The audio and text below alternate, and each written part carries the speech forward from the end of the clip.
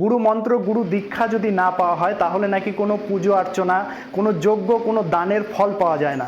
এ বিষয়ে আপনার কি মনে হয়? চলুন তাহলে সত্য জেনে নিই। তো দেখুন, এই মুহূর্তে অনেকেরই প্রশ্ন আছে যে আমরা যদি দীক্ষা না পাই গুরুদেবের কাছ থেকে তাহলে যে পুজো অর্চনার যে ফল এবং দান, যজ্ঞ, বৈষ্ণব সেবা এগুলোর কি কিছুই ফল পাবো না? তাহলে আপনার কি মনে হয় এত কষ্ট করে আপনারা এত কিছু করছেন, এগুলোর ফল পাবেন না? আপনার যেমনটি মনে হচ্ছে যে এটা ভুল ভুল মনে হচ্ছে, ঠিক শাস্ত্রীয় সিদ্ধান্ত অনুসারেও এটা একদম ভুল।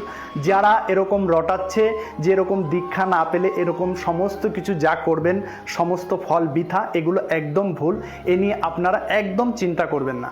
কেননা আপনারা এটা ভাবুন স্বাভাবিকভাবে, যদি কোনো পাপ কর্ম করেন তাহলে আপনার তার ফল ভুগতে হচ্ছে, আপনার নরকগামী হতে হচ্ছে। তাহলে আপনারা যে ভালো কর্ম করছেন, কিছু পুণ্যগামী পুণ্য কর্ম করছেন, তার ফল আপনাদের ভুগতে হবে না? এটা একদম সত্য। এই বিষয়টা নিয়ে আপনারা ভাবুন, কেননা এটা মিথ্যা রটানো হচ্ছে। এই জগতে কিছুই ফ্রি নয়। কেননা আপনি একটা প্রণাম করছেন কাউকে, তার বদলে সে, আপনি যাকে প্রণাম করছেন তার কাছ থেকে অটোমেটিক সে না চাওয়া মাত্রই তার স্বীকৃতি আপনার কাছে চলে আসে। এজন্য নিয়ম এটা, কেউ যদি আপনাকে প্রণাম করে তৎক্ষণাৎ আপনাকেও প্রণাম করতে হবে। কেউ যদি এইভাবে প্রণাম করে আপনাকে করতে হবে, পঞ্চাঙ্গ প্রণাম করলে আপনাকে করতে হবে, ষষ্ঠাঙ্গ করলে ঠিক একইভাবে করতে হবে।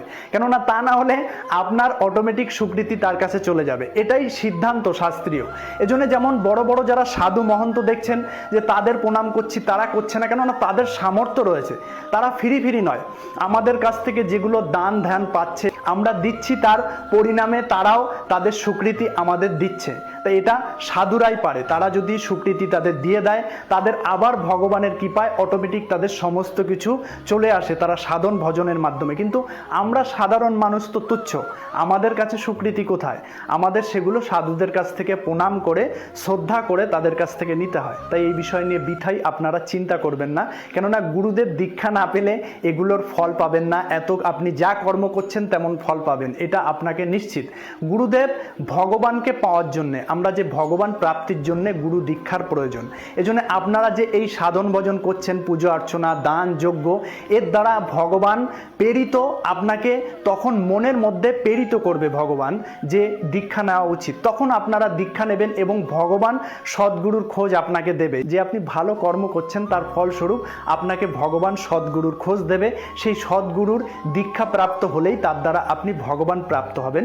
এজন্য এ নয় যে আপনি এই যেসব কর্ম করছেন এর ফল প্রাপ্ত হবেন না, এটা একদম ভুল। আপনি যেটুকু কর্ম করবেন তার সম্পূর্ণ ফল আপনি পাবেন। তাহলে আপনারা বেশি বেশি করে দান, যজ্ঞ, পুজো অর্চনা, বৈষ্ণব সেবা এবং সমস্ত সাধু সন্তদের প্রণাম এগুলো করতে থাকুন। তাহলে ভগবানের সম্পূর্ণ কৃপা প্রাপ্ত হবেন এবং সম্পূর্ণ মনোবাঞ্ছা আপনার পূর্ণ হবে। আর এটাই সত্য। তো আজকের প্রসঙ্গ এই পর্যন্ত। সবাই ভালো থাকবেন, সুস্থ থাকবেন। হরে কৃষ্ণ, রাধে রাধে।